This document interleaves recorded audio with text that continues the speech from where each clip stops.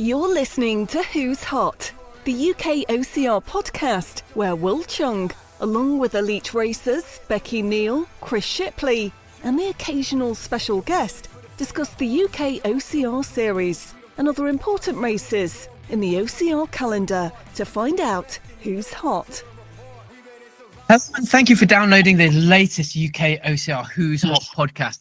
We are back with our second special of the series. We're here to discuss the 2024 Endurance League Series. And to help us do that, I've got, of course, my two elite racers. I've got Chris Shipley and Becky Neal. Hi, guys. How are you doing? Hey, what's going on? Hello. And to help us discuss the 2024 Endurance League Series, we are here with the two male and female winners. We've got Ruth Batty. Hi, Ruth. Hi, everybody. Hi. Thanks for joining us, Ruth. How are you doing? Really good, thank you. Still buzzing from WCM. Recovering well? Yeah, recovered. Yeah. Oh, good. We'll come back and talk about World Toughest Mudder in a second. And we also have the male winner. We've got Das Canella. Das, welcome. Hey everyone. How you doing? Das, is this the first time you've officially been on Who's Hot? Because of course you've always been kind of that kind of special guest in the background. Is this? I know, possibly. Alan's had me on before, but not on. But that's Alan's show. This is Who's Hot. You've made it. When you're on Who's Hot, that means that you've made it onto That's the it. ACR scene, right? Retiring. No more. No more riding on Becky's coattails. So, guys, before I want to talk about the Endurance League Series, and of course, congratulations to you both. We've got two, I guess, tough mudder type races, which kind of bookended both sides of the season. Das, just quickly talk about your Alula Infinity experience. Alula is probably what started this all off. Opened up a can of worms because I wasn't actually planning as such to get into the endurance scene last year at least, and then we had Alula in February. I put in a lot of training for that. It was, I think, just after Valencia Marathon in December, so it was like I already had a baseline, but then I did two months of 100k a week with a lot of cycling in the heat. So I would set up my turbo and put all the heaters on in my office. It was 60 to 90 minutes of that every day with running. A lot of training went into that. And for anyone that doesn't know, it was big ultra in the desert in Saudi Arabia, with a lot of really high profile endurance athletes. You had everyone from John Alban to some US national trail champions, Austin Azar and Anthony Kunkel and lots of other people. And the short story is I did really well. I finished in the top 10, and that kind of spurred me on to jump into the Endurance League this year. You ran 90 kilometers in that race. Yeah, 90 kilometers, and Becky ran 70. Don't worry about me. I don't think there's another British man other than John Alban who's run that far in an infinity race, because that's a 8-9 hour race, and you don't cover that distance in the UK because the rain's harder, right? But in terms of the distance covered, that's pretty huge. Yeah, it was a massive achievement. We was all trying to watch it here in the UK. Unfortunately, there wasn't as much eyes on it as we wanted to, but we was definitely watching it on the social media that everyone was putting in there. And yeah, from both you two, Das especially, that was an incredible sort of distance you run, and your legs must have been killing after that. And we was watching the training that you were doing beforehand and definitely putting in the effort, so it paid off. And you got a nice little bit of cash, I think, didn't you? Yeah, it was nice actually. I did get paid. Top 10 got paid, so that was nice. Covered some expenses. But just I think you bought us a coffee every time we've met this year, so it's been. I've definitely noticed it. Yeah. Paid for my dinner in Alula. That's cool. And there was that as well. There you go. Very And generous. Ruth, going from kind of one hot country to another, and kind of one part of the year to right to the other end was Toughest Mudder. I know you're on the other show, Alan's show, to talk about World's Toughest Mudder, but quickly, couple of minutes about your experience at Worlds. What an experience! Yeah, it was an amazing experience. I loved every minute of it. The vibe was incredible. Just walking onto onto the course was incredible. The obstacles were kind of upgraded from what you would normally get at kind of like your standard Tough Mudder and then your Europe's Tough Mudder. They put a few twists on them. The course was lovely. It was a really nice setting because you ran around like a lake on a ranch, very flat, sandy in parts, which caused a little bit of an issue, but it was hot, which I liked because overnight I didn't need a stitch of neoprene or anything like that. So I was quite happy to be running without having to wear heavy wetsuits and things like that. Yeah, it was a great experience. I was a bit nervous going. I've never done a 24-hour event before. The most I've ever done is like 13 hours at Oblivion. And my aim was to keep going for the full duration of the race, which I managed to. I was quite surprised that I didn't hit a wall during that, but I was just having a good time. I was chatting to people all the way around. I didn't stop talking to people. It was really surreal. There were some really beautiful moments as well, like the sky, and the stars and the sunrise, and that feeling, the sunrise on the next day, but you're still not finished. So it was, and people's stories as well. I heard so many stories as I went round of people from around the world, why they were there. So yeah, huge experience. Absolutely loved it. Did pretty well. So yeah, I got second in my age group. So happy with that. Yeah, 65 miles. Am I right? Was that it? 65, yeah. Yeah, and I believe you didn't stop running at all, did you? No, I could probably have run a bit faster if I hadn't been talking to people, in all honesty. Doing what part of Tough Mudder is helping people over obstacles as well. I wasn't particularly tactical with my bans. I probably could have been a bit more tactical, and the penalties and things. I was just being stubborn at trying to get over all the obstacles, even when they were proving hard towards the end. So if I'd have been more tactical, I might have got a bit further, but that's maybe to think about next year. But I just loved it. I loved the experience. I'm really glad I came away with an experience that I enjoyed. Nice. Yeah, I was very jealous, Ruth. Well done. Wow. It looked amazing. It's amazing. It was amazing. I think a perfect end to your season, Ruth. So anyway, we are talking about the UK OCR Endurance League series. I'm going to very quickly go over the top 5 for the male, top 5 for female. So first place, of course, we've got our very own Dascanella. Second place, Grant Thompson, who actually got 100 miles at World's Toughest Mudder. Third place, Daniel Weston of Field Fit. Fourth place, our very own Russell Walsh, Fit Bomb, Fit Body Farm Freestylers, and Nemesis to the Accountability Corner team. And in fifth place, we've got Gareth Oakley of Primal Fitness. In the female, we have Ruth Batsey, Nicola Wild Forest. Second place, Emma Kirkwood of Rumble Racing. Third place is Jackie Bohr. Fourth place, Sancho Martin. And in fifth place, Vicky Wheelhouse. And in the team, we have, this is a bit of a mix-up, guys, isn't it? First place, Field Fit. Second place, Primal Fitness. Third place, Team Atlas. Fourth place, Rumble Racing. And fifth place, Fit Body Farm Freestylers. Masters male, first of all, we've got Dascanella again. Second place, Daniel Weston. And in third place, Gareth Oakley. And in the Masters female, we have first place, Ruth Bassey again. Second place, Jackie Bohr. And in third place, Sancho Martin. Well done to all of you. We started the season back in May, so actually a little bit later than the normal UK OCR series. Farmyard Jam. But what a race. I think a lot of people were talking about the end, but Das, let's go straight over to you. Let's talk about Farmyard Jam. Yeah, I mean, pretty epic race, right? One that definitely stands out to mind. It was my first 24-hour. I definitely learned a lot from Alula. And I think with endurance races, there is always lots to learn, and pitting is a big thing. Kit, choice, food, all of these things play a huge factor, not just your raw speed.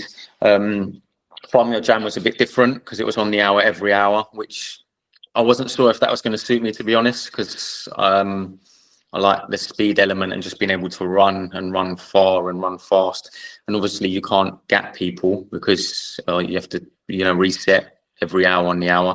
So it was very different. My strategy seemed to work well. I didn't run too fast in the beginning. There was definitely another runner who was leading out each lap. Me and Russell were a little bit more conservative, and then in the end, on the 23rd hour, there was 3 of us left, and it was just such a great race. Like, everything about it was fantastic.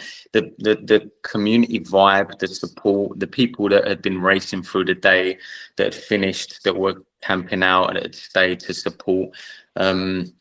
It just really was incredible. You had people that popped in to run laps with us, and it was just a fantastic race. And of course, the 23rd hour, there was 3 of us left, and it became a race off for that last 5K. And I honestly, I don't know where myself and Russell found that speed from, because there've been races that I've not felt so good at after 10K, but I think we just put so much into those 23 hours, and we were so committed that we both wanted to win so badly.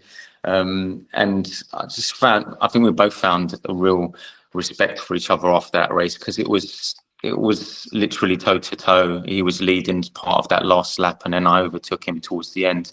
And there was meters between us after 24 hours. We shared pretty much all of that course together. And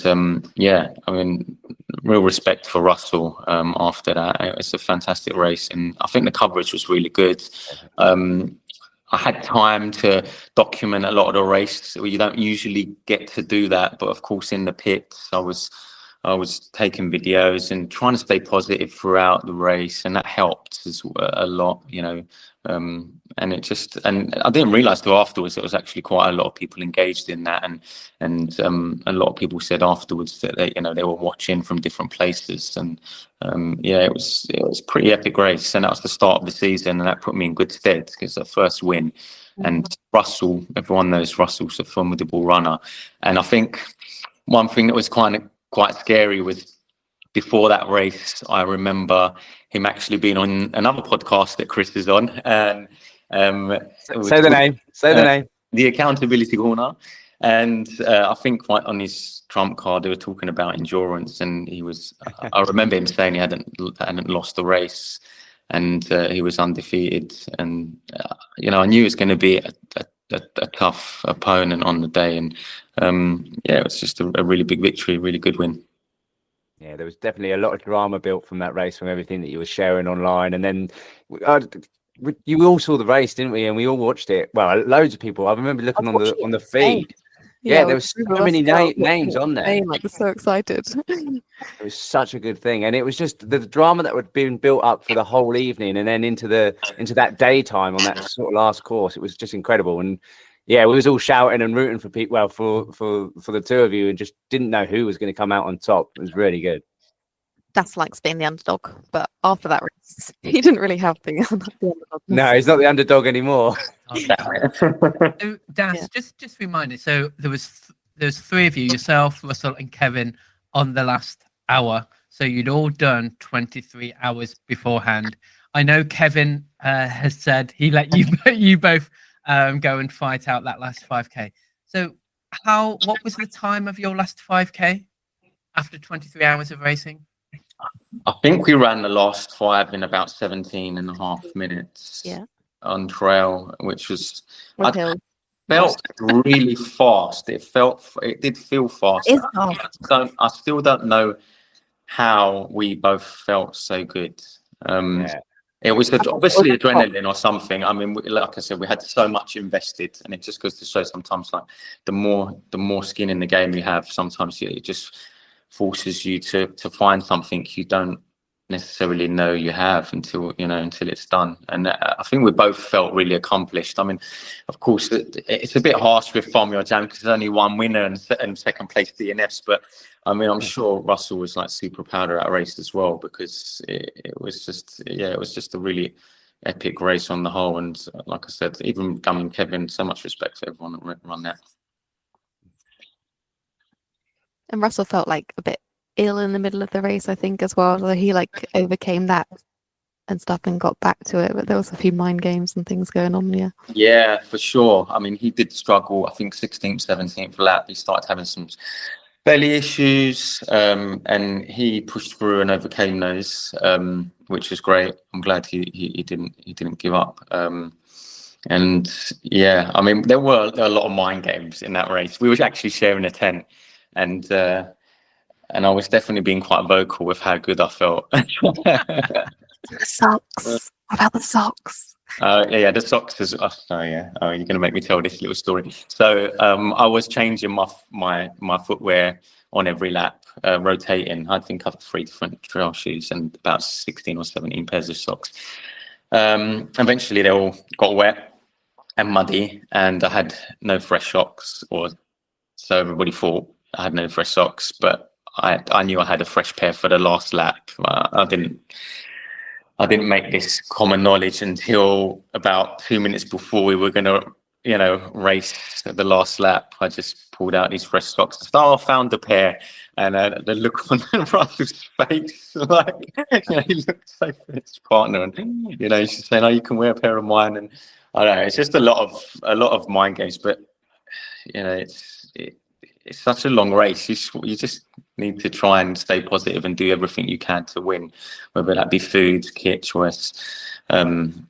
PMA is a big thing. Definitely, you need to stay positive. As Ruth's going to tell you in a minute, I'm sure. Like, when you're running those miles, a lot of it is mental as well.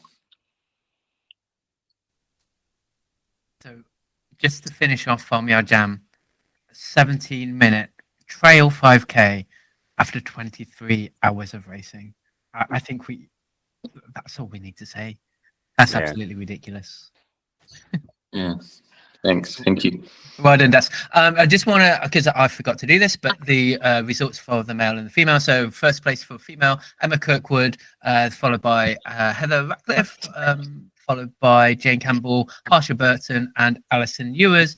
And in the male, we had, of course, Stas Scanella, Russell Walsh, third place, Kevin Dent, who didn't get to the 24th hour, Gareth Oakley, and Daniel Weston. We then move over to June the 15th, up to Scotland, Dumfries, for Tough Mudder Infinity. In first place, we have Grant Thompson, followed by Peter Gleeson, third place, Sean Cowan, fourth place, Gary Andrews, and in fifth place, Daniel Weston. In the female, we have Jackie Ball in first place, Ruth Battersea in second place, Libby Joyce in third place, Hannah Bulmer in fourth, and Julie Chiron in fifth place. Ruth, talk to us about Tough Mudder Scotland. Yeah, this was my first ever Infinity. I've not done Infinity before. I wasn't kind of sure how to play it because anyone who's done Infinity knows there are 2 different lap lengths. So you have to start on one of the big ones, and then you can either keep looping that up until a specific time where it cuts off, and then you have to do small laps afterwards, or you can do the smaller laps. And it wasn't really clear, I'll be honest with you, when we started, how long the long lap was and how long the shorter lap was, and me not being that sure of how Tough Mudder things work in that respect. I didn't kind of do the maths properly, basically. So I had a sorry, day down. Yeah. Sorry, just to explain a little bit more. So in Infinity, usually there's 2 courses. There's a 10-mile course and there's a 5-mile course. What generally happens is that you do the 10-mile course, but kind of pro-rata fewer obstacles and a bit more running. If you choose to do the 5-mile course, you're normally doing pro-rata more obstacles over the 2 laps. And normally you're doing the slower ones as well, because you're always doing the final ones, which generally include Mudderhorn, which is long and slow, EST, and whether you want to do that, Chris probably wouldn't, so you take the penalty. So there is a bit of a tactic there between the 10 and the 5.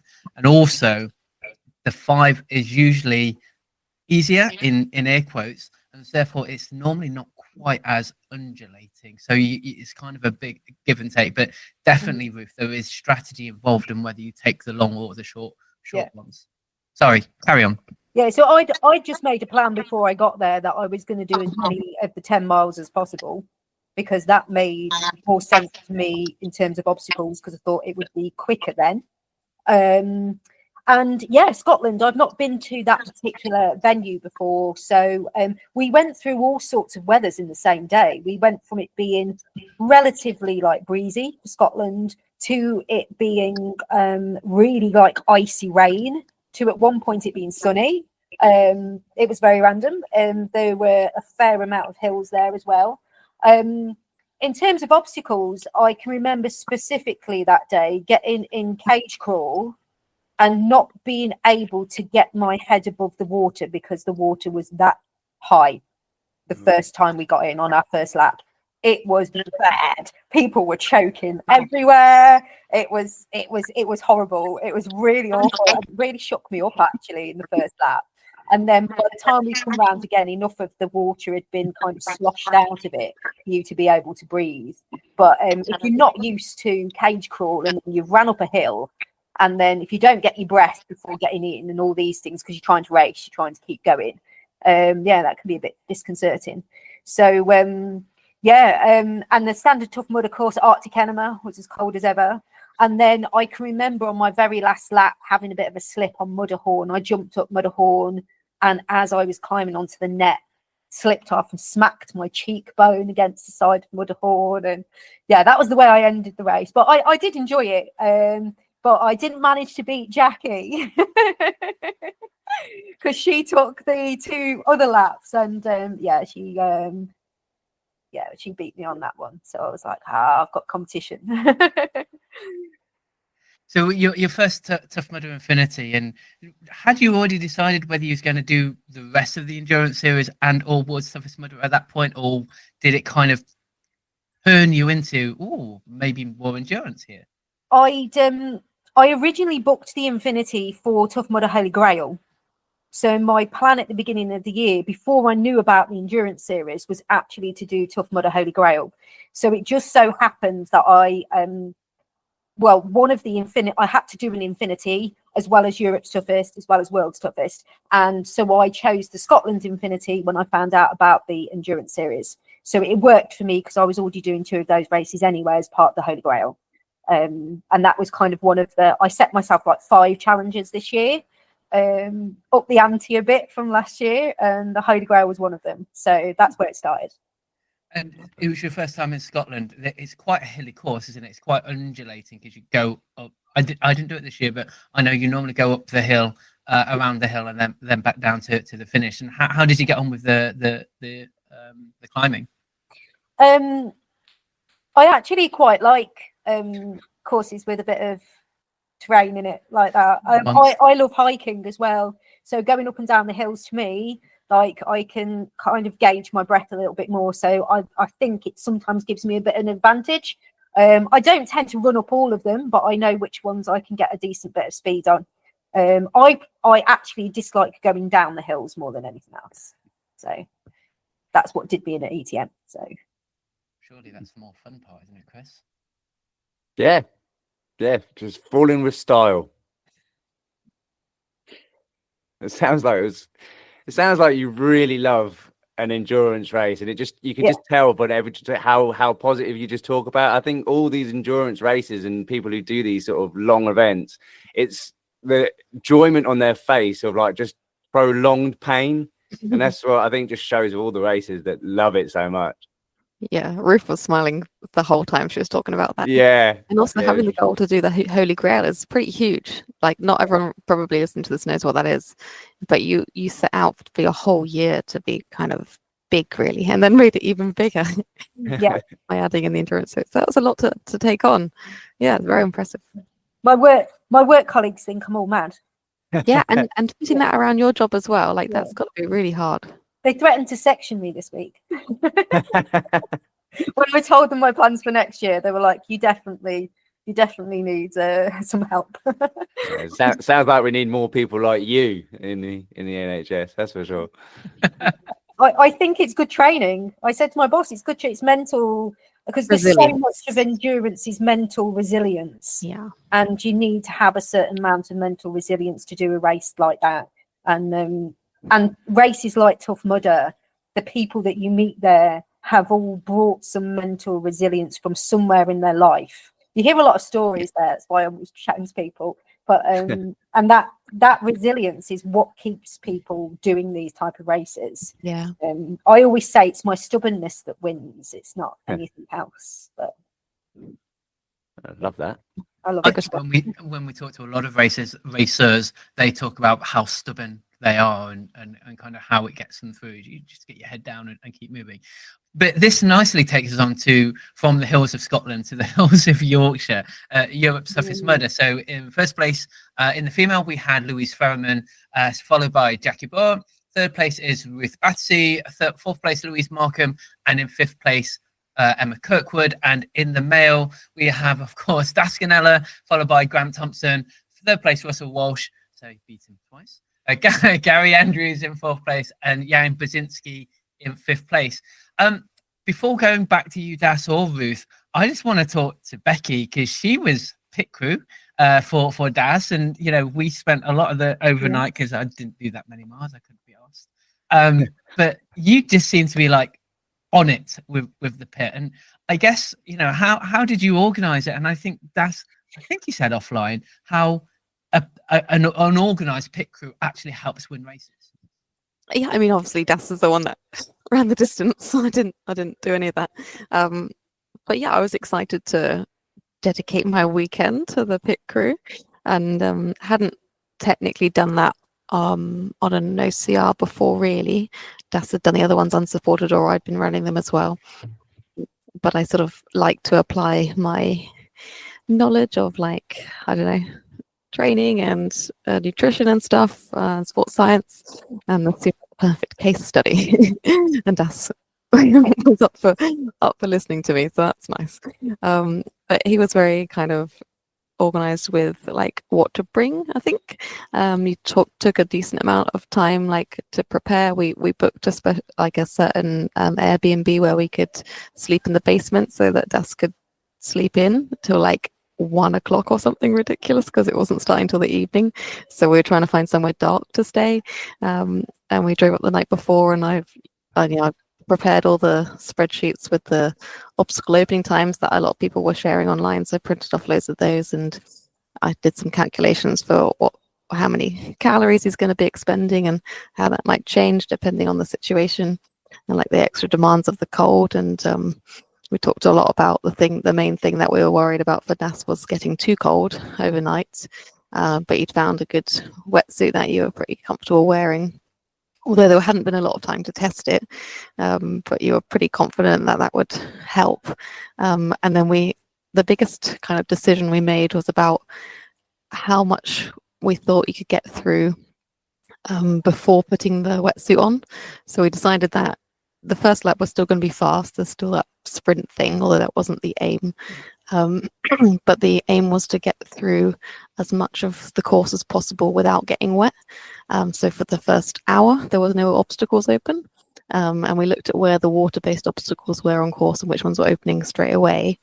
And so the aim was to get Das through 2 complete laps, which meant he had to run really fast so that he could be dry for the whole 2 laps and then put the wetsuit on, rather than, if you just ran a bit faster, you could delay getting cold. Whereas Sean Merriweather started in his wetsuit, which would save time by putting it on, but he got very hot on that first lap. And it sort of felt a bit unwell after that, I think. But that's the only time Das actually went into the pit.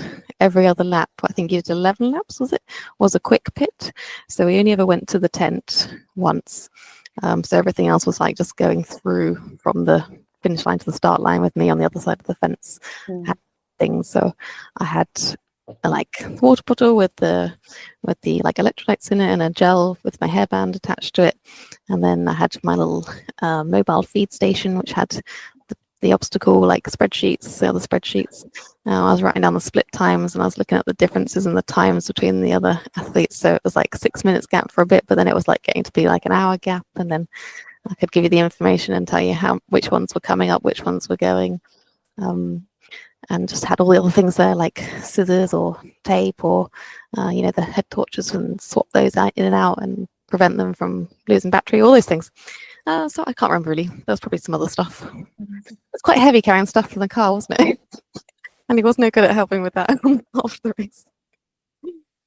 Das, you're on mute. Oh, he's having a party now as well. He's celebrating my dedication. Thanks. Dedication to science. You need to only meet yourself, Das. But you made some particular pasta, didn't you? You made we made like a what's it called? Orzo.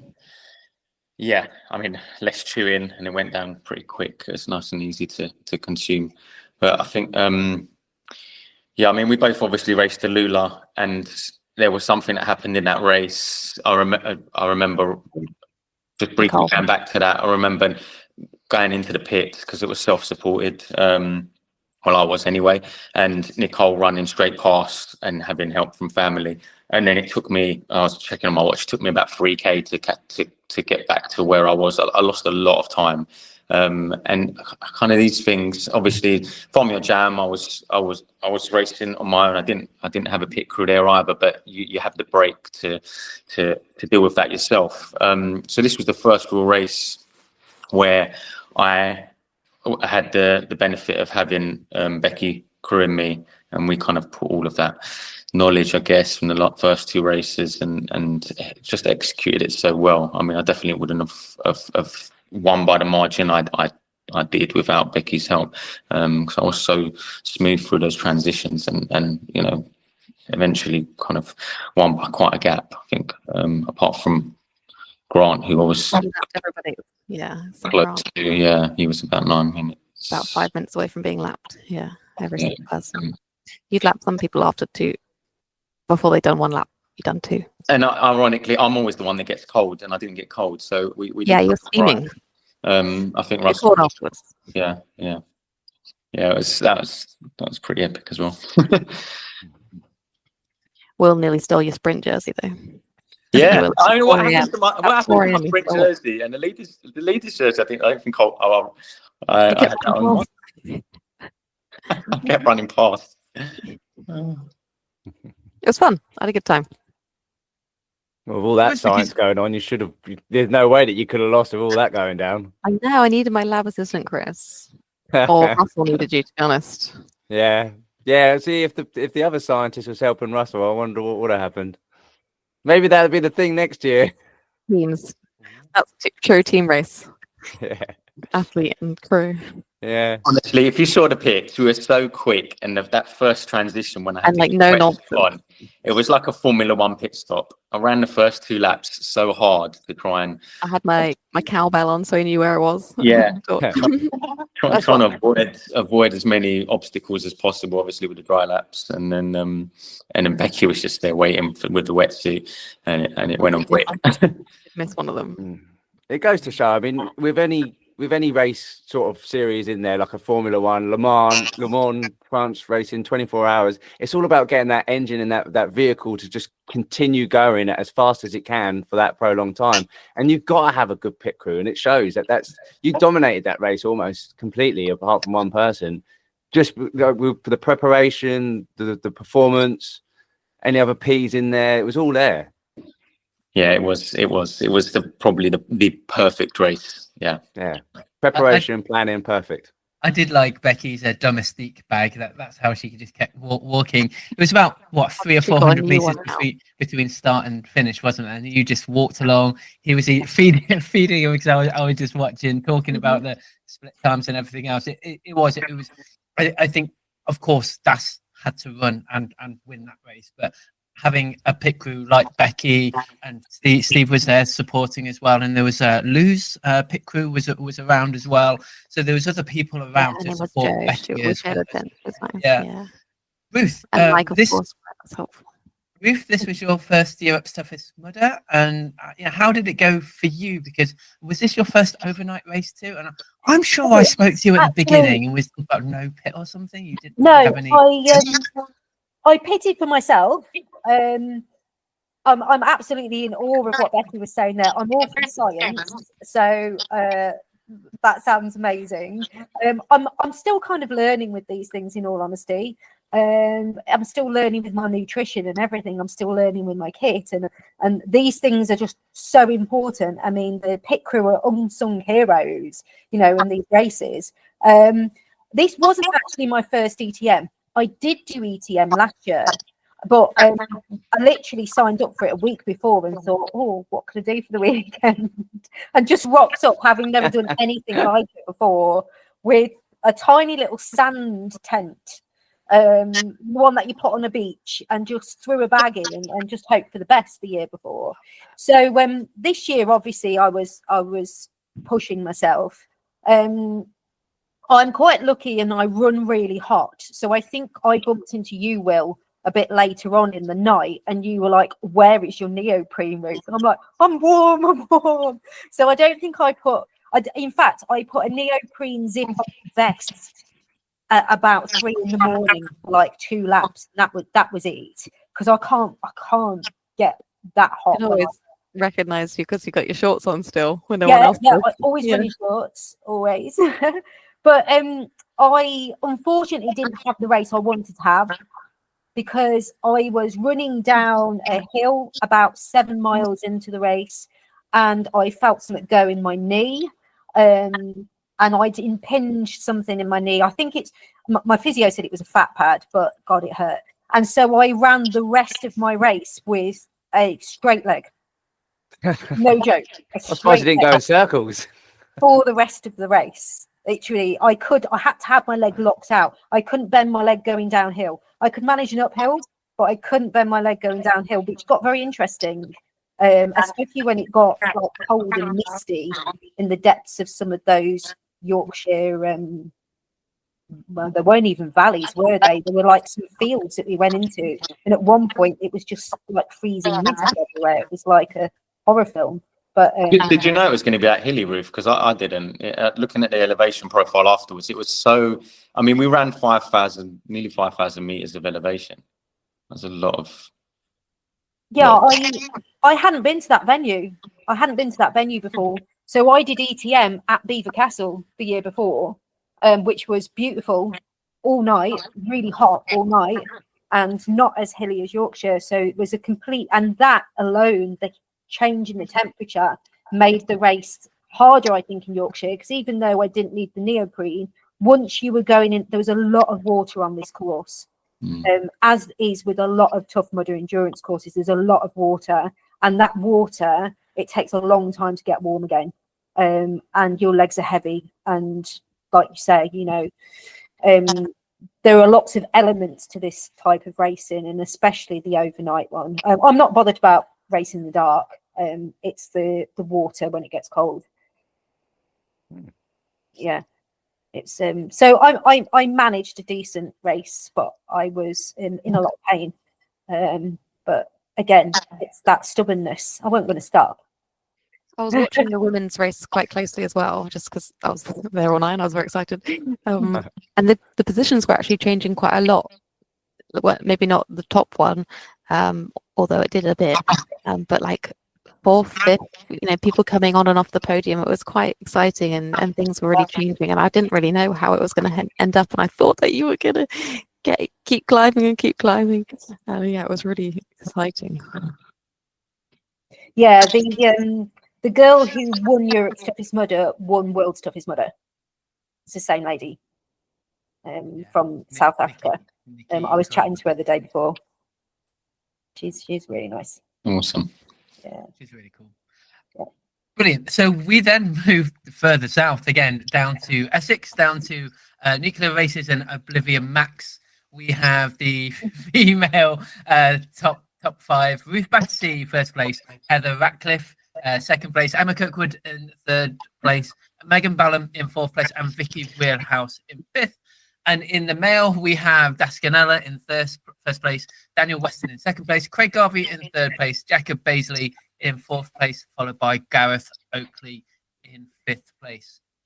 Let's go back to you. Talk about Nuclear. How did that go for you? Well, you won, but how did it go for you? Well, yeah, I mean, it's Nuclear. It's so nice when you're on home ground, right? Although I don't run on that side that often, on the blackout course, but of course you've got the support on course, which is great. It was a nice day, and with ultras, you have that luxury of kind of learning on every lap. So even if you haven't course recce as such, you're gonna learn a thing or two. Pretty early on, I mean, after the 2nd lap, I was picking the right lanes. Obviously, Nuclear's quite rutted. I was worried about my ankle and really just trying not to get injured more than anything, because I had a previous injury. But yeah, it was more looking at my racing line and picking the right racing lines. And there was a small gap in the beginning, but that kind of started to increase throughout the race, and I felt good. It was nice having the support of everybody there, and I knew that I just had to have a top 3 finish, and I was pretty sure that if I managed that, then I would secure the league win. So that's what I set out to do, just run a clean race, and it went really well. Got to run together as well. Sorry? I did 3 laps with you in the daytime and 1 at nighttime when you finished. Yeah, exactly. Yeah, it was just really nice having yourself and everyone we know in nuclear around, and what's there to say about nuclear? You can't beat a home course. It's just always great when you're running. So many obstacles, right? Compared to ETM, ETM's got what, 20, 25 maybe on a lap, and this had, I don't know, I think you said almost 700 obstacles that you completed. In this. Yeah, very, very obstacle dense. So I think pace doesn't come into it as much. You really have to, it's that kind of slow, heavy running. So you need to keep focused. Like I said, it was a lot of the race I was thinking about footing and kind of preserving different muscle groups, whether that be kind of the way you get over walls, or if you change your technique from lap to lap. I know I did. I mean, sometimes in the when you're hours into a race, even just like hopping up over a wall, you get cramp if you jump in a certain way. So you'll kind of change your position. In 1 minute you go over the left, next minute you go over the right, and it was a lot of that at nuclear. I was just trying to preserve and get through it and try and stay in the top 3, and it worked, and I ended up winning and securing the league win. So it was great. I think people, or not everybody, kind of realizes that the evolution of the course, because most people will run a lap of nuclear, or you run a lap of Tough Mudder, but you continually run it, and there are people continually run it, so it gets muddier, you're getting tireder, there's more and more obstacles, so it does change the race the further you get into it. Looking at Tough Mudder Infinity and at Northwest earlier this year, I'm sure nuclear was the same. I wasn't able to go to nuclear, but the more that people run through that course, the muddier and harder and heavier that it just gets on the legs and on the rest of the body, especially 5, 6, 7 hours in. With how did you get on? It's kind of a home course for you. Your nuclear Wild Forest too, even though it's not quite local home. For you. So I run for nuclear Wild Forest team, even though nuclear Wild Forest is about 3.5 hours from my house. But I was super excited when they asked me to run for the team, because nuclear is kind of where I really found my love of obstacle racing years ago, before I did it competitively. And I always thought that if I ever was going to run for a team, I'd like it to have been nuclear. And then I just got a message one day about it, and I think Tamar had also spoken to a few people as well, because I've been chatting with Tamar, and it's a great team, and I love nuclear. So the nuclear Oblivion is always one of my favourite. I've done Oblivion a couple of times now. I won Oblivion last year, and so my mission this year was to win Oblivion again, because it's the 2-part race normally. So this second part being in the Endurance League, I was already going to do both parts anyway. It was another one of my 5 missions of the year. But I was really lucky, because for this race I had Tamar pitting for me, and that's the first time I'd ever actually had someone pit for me. So it was great. It was great having the encouragement, telling me where other people were, giving me some pointers, some advice, getting my food and that ready for me, making sure I had what I was supposed to have. And they just, that encouragement there as well. And then Charlotte, one of the team, came and ran one lap with me in the day. Then Charlotte and Tamar ran a lap with me a bit later on towards the end as well. I think Charlotte ran the last lap with me as well. So that was quite nice to have some company. But I mean, you always say hello to so many people you know at Nuclear. I just sound like I spend the whole time talking to people, don't I? I'm on the obstacle. I'm having like a chat with somebody as I'm going over. I'd agree that there was definitely that community feel there, because Das was saying that he was talking to all the marshals and, you know, getting to know their names. And there's all these people that dedicate their time standing on obstacles for hours, singing your past every now and again. And Tamar was she was amazing, but not just you guys. Yeah, she was doing a really cool job. I was also impressed with Megan Ballum, who you know, she's got to handle her diabetes whilst doing this race, and her crew, Chris, her husband, was, you know, had a very perfectly calculated little labels on the boxes and everything, and I thought it was really impressive what they did together. Yeah, that is seriously impressive. That's some glucose going up and down all over the show. Yeah. What you were saying about obstacle density as well, Das, this Nuclear is one of those races, isn't it? So obstacle dense. I was more broken after Nuclear this year, that race, than I've ever been in my life. Yeah. Like, for real. I couldn't even go to bed that night. I felt unwell. Yeah, for sure. I felt hungover for 2 days, and I hadn't. Sometimes you have those races that are fast and flowy, and Nuclear definitely isn't that. You get value for money, you get lots of mud, you get lots of obstacles, and it hurts. And I think you have to just you have to approach it differently, right?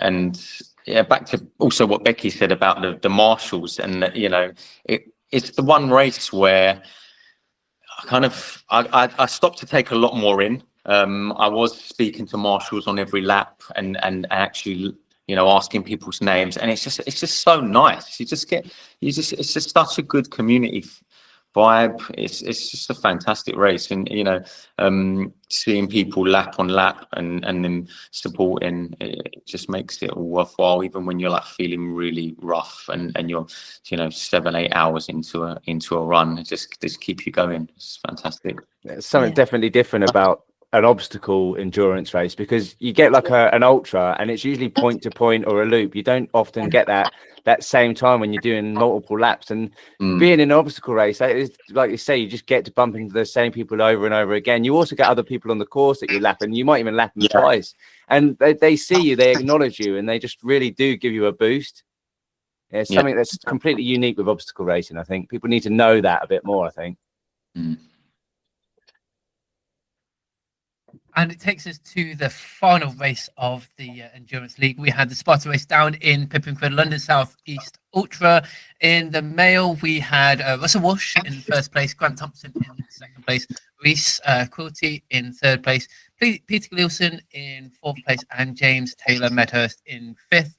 And in the female, we had Ruth Battersea in first place, followed by Jackie Bower in second, Louise Markham in third, Rebecca Henney in fourth, and Louise Roscoe in fifth. I'm never a fan of Pippingford. I didn't want to make that trip It's down. All of us know Pippingford. Good things or bad things.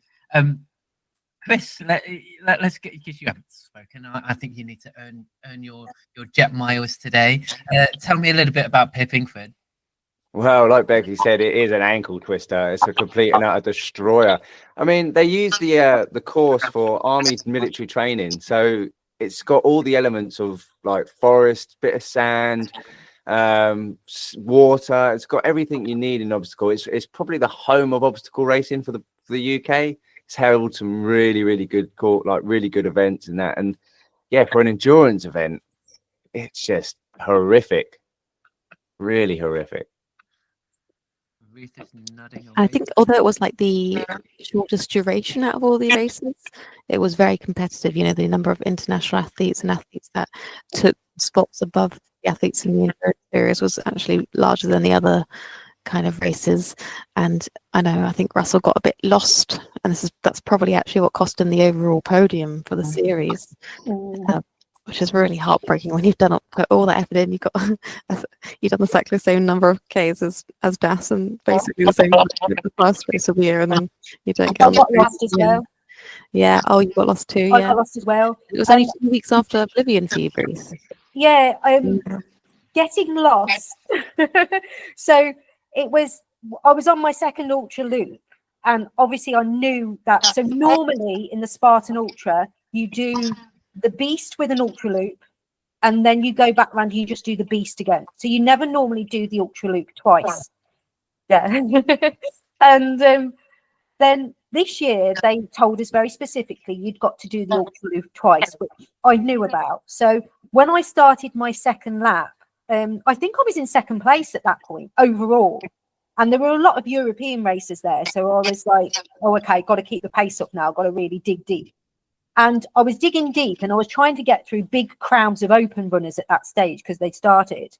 And I think what had happened is, as I was hustling through crowds, I hadn't seen the turn off for the ultra. I hadn't seen the turn off for the ultra. And so I'd missed it. And then as I was going down this hill, I kind of thought, oh, I shouldn't, I'm pretty sure I should have turned off, but it took me a while. It took me about 2 kilometers in the wrong direction to realize I'd missed the loops, and then I had to come back. So then for the rest of the race, I had no idea where anybody else was on the course. I hadn't seen anybody else. And I was 4.5 minutes off my first elite podium, and I was gutted. Oh, so I'm back there for that podium next year. It has to be done. So, and I wanted the elite podium, not just because I wanted the elite podium, but also because the elite podium would have given me elite status at World's Toughest Mudder as well. So it meant a lot more, and I was quite gutted at my sense of direction. I will never do that again. My sense of direction had done that. But I think it was just because I was trying to hustle through big crowds at that stage. So I didn't see the turn-off. It was not marshalled. The turn-off was not marshalled at all. So if you'd have missed it, you wouldn't be an F because you wouldn't have gone over the timing maps that were on the loop. So they'd have known that you'd have missed it, but there wasn't anybody there directing you where to go, which I suppose they don't in all the races. It just, yeah. Anyway, you live and learn with these things. I actually really enjoy the Spartan Ultra as a race. I think it's a really challenging race, but at the same time, apart from the brand, they have that field at Pippingford, don't they? That has that kind of gorse type stuff in that trips you over. That's not pleasant, but really high like brambles and stuff the whole way around as well. The horses are lovely. The horses in the field are lovely, and I loved the river. The river was really, I loved it. It was great.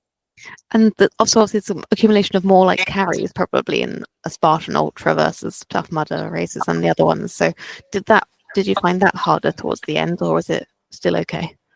I actually feel okay with carries. I think that comes from CrossFit and high rock style stuff. Nice. So I'm quite happy with carries. Yeah. What kind of I slipped on one of the frames when I think one of the issues is when you've got an open race on at the same time, you're then trying to get around people on obstacles, and that's what I found more difficult. If that, towards the end, because when you're tired, you can make mistakes, and I slipped on one frame and hurt myself just trying to get round people. But I've got an open question.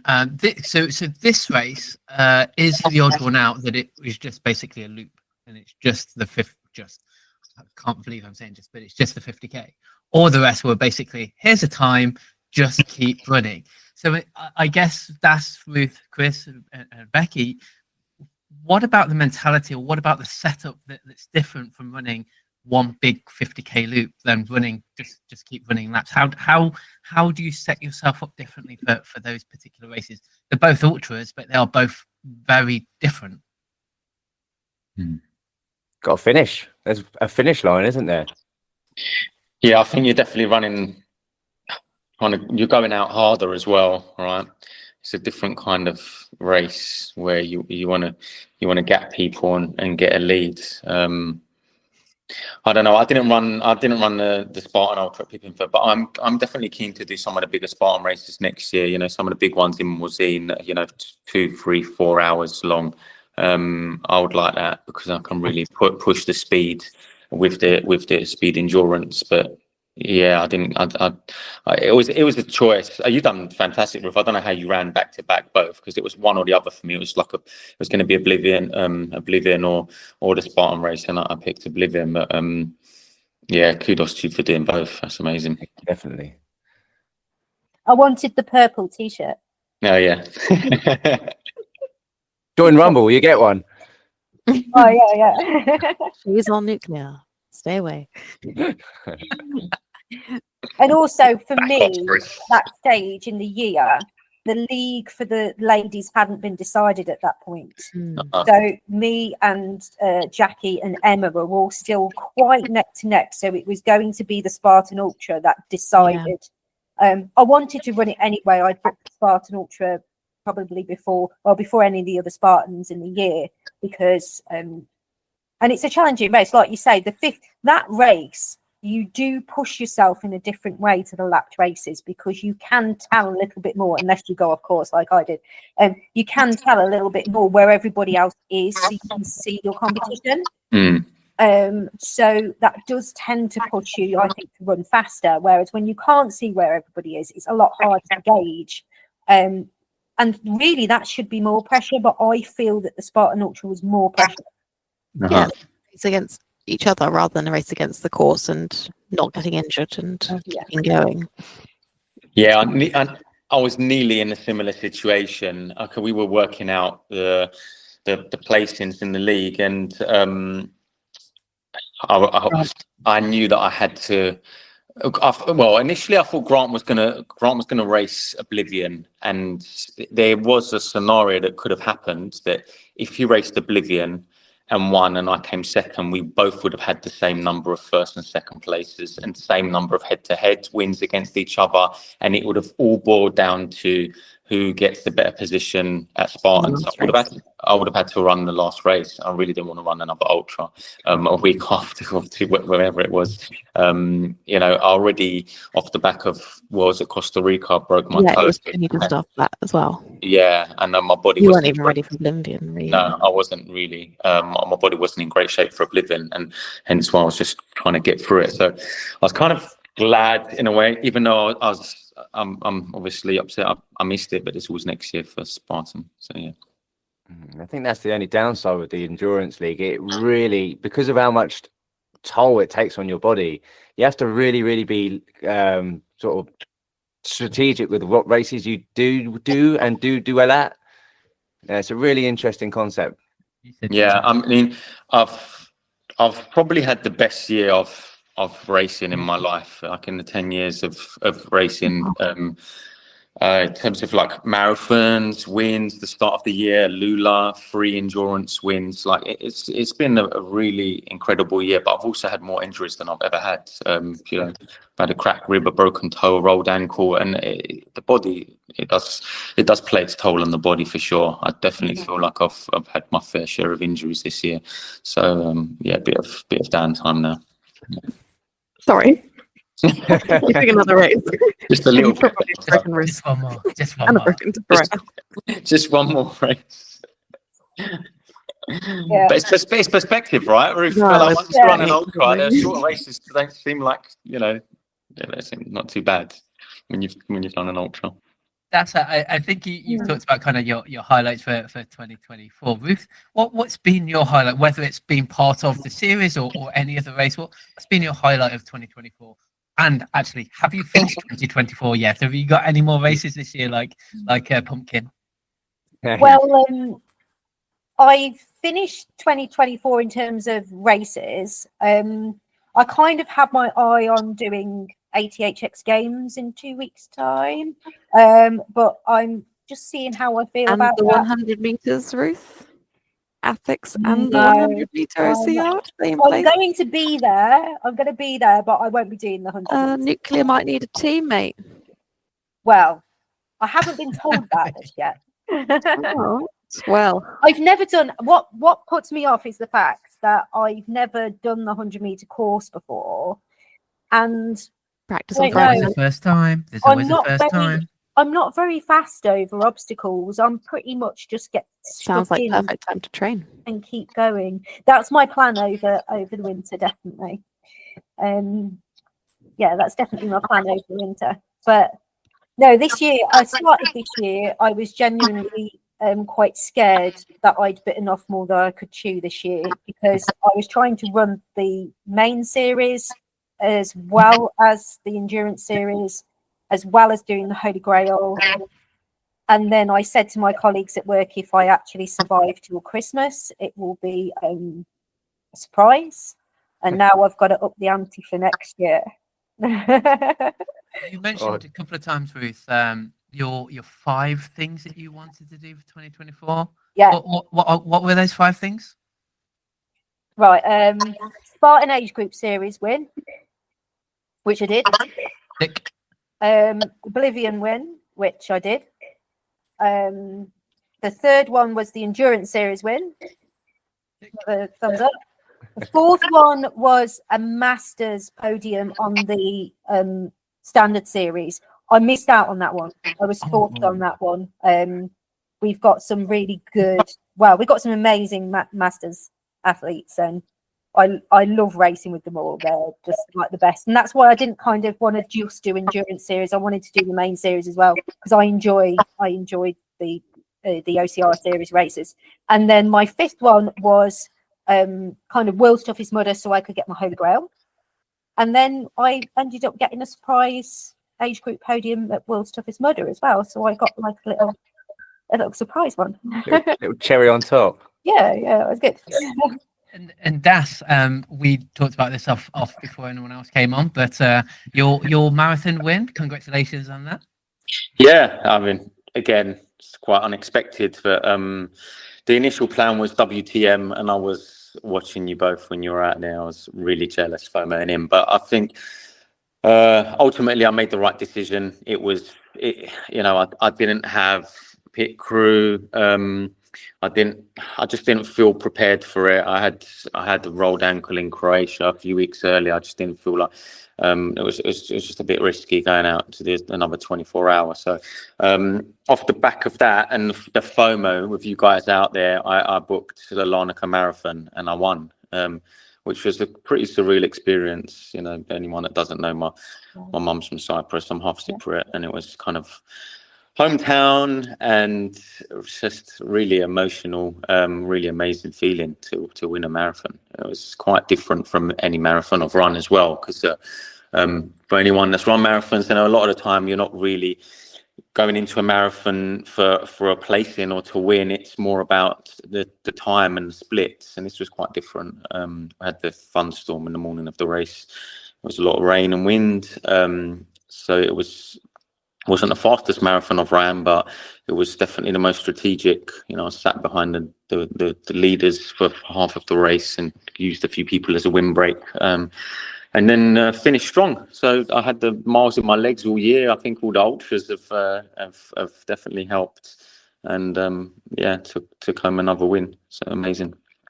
I think a few people have been talking on some other podcasts that being an OCR racer surely gives you the sort of resilience to do well in any race. I think that definitely shows with that Larnaca Marathon, having that thunderstorm in the daytime and the strategic knowledge to know how to race it right. Yeah, and you know what it's like. You sometimes things in the morning of a race, you think, this and that, and and you have a little mental rant. But then I remember thinking to myself, there was lightning and rain, and I woke up at 5 a.m. The race was at 7, and then I remember thinking, God, don't be too worried or too upset, because everyone else is probably really bricking it. I mean, they don't see rain in Cyprus. So, and I'm coming from the UK. So if anything, I was at a slight advantage. And we're definitely a resilient bunch. Sure. Fantastic. This takes us on to 2025, the endurance series. So we start in March, Winter Nuts, the 4 laps of winter nuts. With a bit of a break takes us into the summer. June 28th, World's Toughest Mudder. Of course, that's over here at Beaver Castle in Tough Mudder Midlands, followed by Tough Mudder Infinity in July. In August, towards the end of August, we've got the Farmyard Jam, 48 hours rather than 24 hours. That's a 1 hour. I wonder how you're feeling about that. And then finishing off in October, back at Pippingford for the Spartan Ultra. Ruth, I'll go over to you first. What are your plans for 2025? Are you going to be running the Endurance Series, UK OCR Series? What are your plans? What are your targets for 2025? I actually wrote them all down yesterday. So I want to do World's Toughest Mudder again. I think after doing it this year, I kind of said I'd probably do it this year, and then next year I'd do something different. I said that about the whole Endurance League, not because I didn't enjoy it, but because I like having a new challenge. But then I feel I've got some unfinished business with World's Toughest Mudder. I've got unfinished business with Spartan Ultra, definitely. So then it kind of made sense for me to run Endurance Series again next year. I've never done nuts, so I'm actually really looking forward to doing winter nuts in March. So I don't see an Oblivion on that list, but we will see what happens there. And then so this year was all building up towards Worlds in November for me. And so next year I've got to find a bigger challenge for November. That's where I'm at. Very exciting. I'm hoping to be one of the 300. Never done nuts is quite an exciting thing, I think, Ruth. Wow. Gonna be Bass has actually done winter nuts 4 laps before. I don't think he's ever going to do it again. You might actually need to wear neoprene this time. You'll probably see Libby and Lou out there, Ruth. Yeah, Heather, and that'll be competitive, and that's really hurts. Like the insides of my blood vessels hurt. Oh God. It's going to be a baptism of fire next year, then, or a baptism of cold water. We did it in Beast from the East, didn't we? One time, Chris, you were probably there that week. I was helping out that week. Yeah. Yeah. That sounds like a big year for you, Ruth. Good luck. Yeah. I'm trying to work out whether I need to do something before to warm myself up to. So I think Will's suggestion was to do McTuff, but I'm erring towards a fan dance instead. Get out there in the cold and. I think anything you do outside, I think you'll enjoy. No matter the wind, the weather, training probably anything for it. bad. I think you'll thrive in anything horrible. Yeah. That's what about you? What's going on for 2025 for you? I'll be totally honest with you. I'm not sure yet. I just one thing. Anyone knows me. I do lots of different races, lots of different distances. I like kind of testing myself. So I don't always do the same races again and again. I do like to mix it up. So I might explore something a bit different. Some of the big races in Europe, maybe some Spartan Ultras. I'm undecided to be totally honest. Maybe a WTM. I don't know. We see. Well, you're one of those very few people that's within that Venn diagram of being able to, or being wanting to do, kind of the short. When we say 10 miles, not 100. That's not 100 after broke his toe on the 100. Yeah, I mean, I run most of the league races and I think a couple of 3Ks and the longer stuff, but. Just FOMO into everything. Maybe I need to be a bit more specific, but we'll see what happens. I think it's a case for me of working out how many races I can run without clashes. Yeah. And I'd like to go to more zine as well. Actually, that's another thing. Totally. Yeah. Same. So for the ultra. Mountain Spartans in America and things now, isn't there? And Finland and all sorts of places. Andorra is lovely too. Hilly. That jet is going to get some use next year by the sound of it. Well, again, because they are the winners of the league, they do get a chance to use the jet outside of what Becky's using it. So Thank you. Das is taking it to Dubai first. Of course he is. Oh yeah, I need to borrow it for next week. Well, Becky's got the keys. I haven't seen the keys He's all year. leaving me behind. He's taking Megan. I'm going to Birmingham for the 100 and to watch Ruth and Ethics. I'm at Ethics. I haven't decided yet whether I actually want The finals, you have to qualify for it, is it? Or is that the different thing? No, you can actually enter an individual one, but I found out like 2 days ago. And, Okay. Yeah, because Andrew from Phoenix is doing it as well. Yeah. But I haven't done any training for it, so it's a bit like, should I, shouldn't I? Kind of like a CrossFit between CrossFit and a High Rocks type thing. I've done I'll see you on the 100-meter course. Yeah. But I'll be there anyway to support the 100 meters. Yeah. I think you should join the guys at the 100-meter course as well. Ruth, Das, thank you very much for your time. You can follow Das on Instagram. You can follow him at Phoenix Das, and also Ruth. You can follow her at Dr._Ruthie_B. We forgot to mention this. We have another proper doctor on the show. Chris, what do you say about that? I said, welcome to the club. Yeah, 3 doctors on one show.